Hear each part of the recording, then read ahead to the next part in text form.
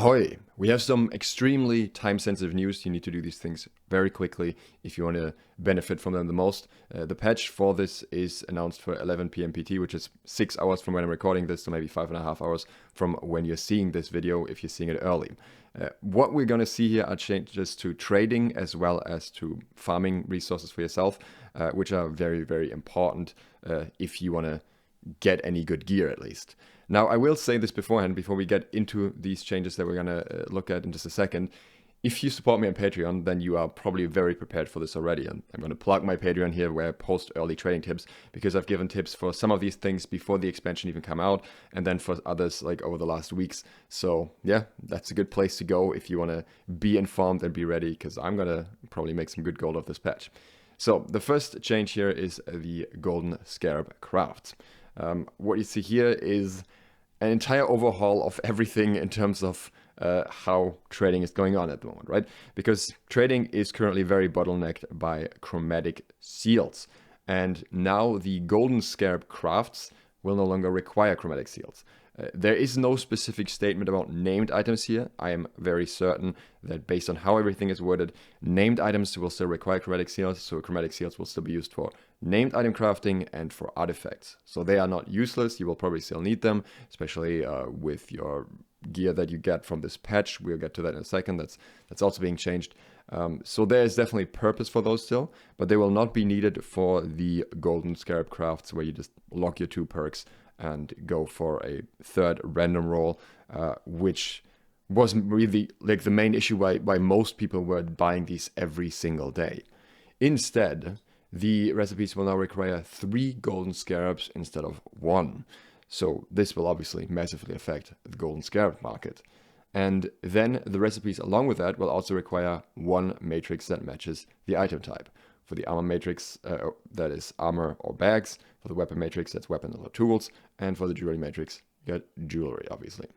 So there's also some changes to the resources required for some of these crafts. Prismatic blocks will now require 1 powerful gemstone dust instead of 2. And blessed rivets will now require 15 powerful gemstone dust instead of 25. However, with how you can craft certain things, you don't need to go into blessed rivets most of the time anyways, so that's not really that big of an issue. I think the prismatic block craft here is pretty relevant. The prismatic block itself doesn't actually require gemstone dust, so this is actually misworded a little bit. It is the runic void stones that require gemstone dust, so I'm pretty sure that is what they're talking about here. I'm pretty sure that the runic void stones will require 1 powerful gemstone dust instead of 2, which would mean that effectively the need for gemstone dust for a prismatic block would be halved. So yeah, that's gonna be a little bit cheaper to craft. Obviously still not the cheapest, but that's pretty nice if you have some void stone stocked up, or you could stock up on some void stone now. But also in general, I would highly recommend, if you have spare gold, stock up on prismatic resources. In my opinion, they are still very cheap, and I think this will accelerate crafting and also the demand for prismatic materials, because obviously most of these crafts here of the matrices will use prismatic materials. Players will have more gold as time goes on, because they won't be spending 5k a day on chromatic seals that just kind of disappear. And I think that gold will flow back into the economy and will push up the prices of prismatic resources. I have been saying this on my Patreon for ages, that prismatic resources are simply too cheap at the moment, and I don't think the devs want them in that place, even though at some point they said that they're fine with the price. And this will be what affects the overpricing here. We can see more crafting on one hand, because you are not time gated with the chromatic seals anymore, and more resource demand on the other, because you are needing more resources to craft this now, including the Golden Scarabs as well as the other resources. Of course, you can also look to invest into Golden Scarabs on most servers. These are already bought out though, so that's going to be a pricey investment if you're not quick, unless you have been smart and buying them early already. I don't know where they will settle in price. It's going to be interesting, because of course they used to be very, very expensive once upon a time, and slowly came down in price. And now I don't think there are that many people doing chest runs that regularly, that there's a massive supply. But at the same time, if you need 3 per recipe, then people are not going to be willing to massively overpay for a single one. So it's going to be hard to say what that leads up to effectively, but I think it's going to be very interesting. This also means that people can craft for others easier, because you're not depending on someone else's chromatic seal anymore. You can just give them all the mats and have them craft for you. So that's going to be interesting too. So lots and lots of shifts to crafting here that are definitely worth keeping in mind. Check Prismatic mats, check Golden Scarabs especially.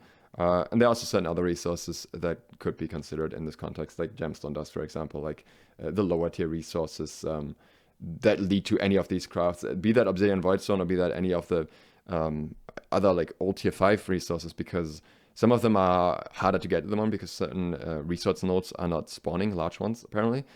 So that means there might be a bottleneck there very quickly. I think that's going to be pretty massive shifts across the board here. So that's one part of the patch, but that's only half of it because we also have changes to the Winter Warrior. They've changed how players get Winter Warrior tokens, or tokens from the Winter Warrior. Players will now get 1 Warrior Hail Spike per kill with a cap of 3 daily. This is significantly less than it currently gives you. Keep in mind, right now I think you can get up to 5 or 7 even with a chance, and now it's just going to be 1 locked. And also right now you can get infinite, you're not capped to a specific amount. Additionally, the Winter Hail Spikes or Warrior Hail Spikes will now convert to 2 premium winter tokens instead of 10 normal tokens. So effectively every single Hail Spike is worth significantly more. This will allow players to get 6 premium winter tokens daily, or the equivalent of 150 normal tokens. Now, I don't like the Winter Warrior farm. I don't think it's a good farm, but keep in mind, you don't need as many if you don't buy the Chromatic Seals now. If you're mainly going after the SLOTH inductors, then this is really not that big of a deal in terms of the resources required anymore. And we're going to get to a trick in a second. So what they also tell us here is for players with additional Winter Hail Spikes from beforehand, up to 5 can be converted daily. And then their goal is to provide a valuable amount of daily tokens while reducing the need for the players to spend time farming the Winter Warrior. Players who want more tokens can continue to engage with holiday trees and towns, as well as gather gleamites and presents to return them. The whole problem with this is that, except for the holiday trees that kind of changed now, it's just not rewarding enough. I don't know why they haven't realized that, why they hadn't clicked for them earlier, that gleamites and presents are just too rare and with too low supply compared to just sitting at the Winter Warrior whenever it spawns and farming that across the world. It's just not proportionate. But anyways, what you can do at the moment today, if you have some free time right now, if you're lucky, is you can farm the Winter Warrior right now. You will not get the Dark Matter after the first 3, but you will get the Hail Spikes, and the Hail Spikes, again, drop at a higher rate at the moment still, so you have the chance to get a higher amount. And by doing that, you can stockpile Hail Spikes relatively easily and basically cover all of your needs for the entire events at this point already. Of course, if you're planning to farm the Winter Warrior daily for the Dark Matter, that won't be as important. But if you just want to get it out of the way, get your inductors whenever you can, and that's all you care about, then this is a very easy way to get the bulk of it done at least. So yeah, consider doing that. Consider, if you have the time right now, to farm the Winter Warrior a little bit and just kind of check your boxes in that regard. Outside of that, we also have some notable fixes. There's a couple of fixes in general that are, various things, but that's like basic stuff. But then you cannot set any regular expedition as mutated anymore, and you also don't get mutated loot through regular expeditions anymore.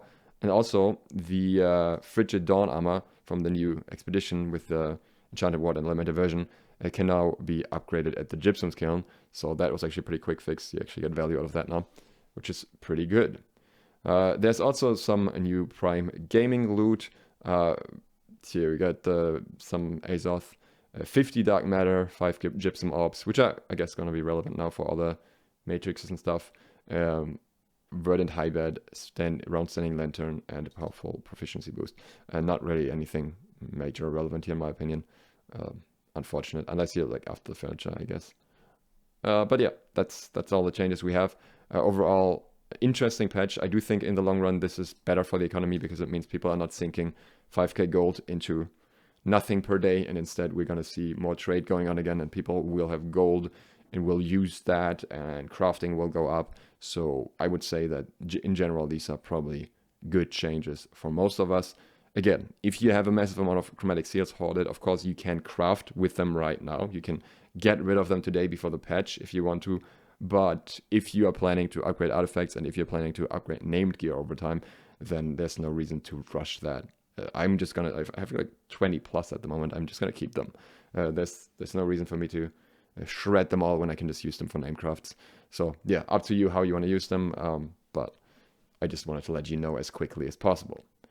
That's all for today. Again, if you want tips like this early, Patreon is the place to go. And if you want to hear more, especially about the roadmap, quote unquote, then consider subscribing and clicking the bell if you haven't yet, because that's what we're going to talk about later today. Thanks to my patrons for supporting this video, and thank you for watching. Duke Sloth, out.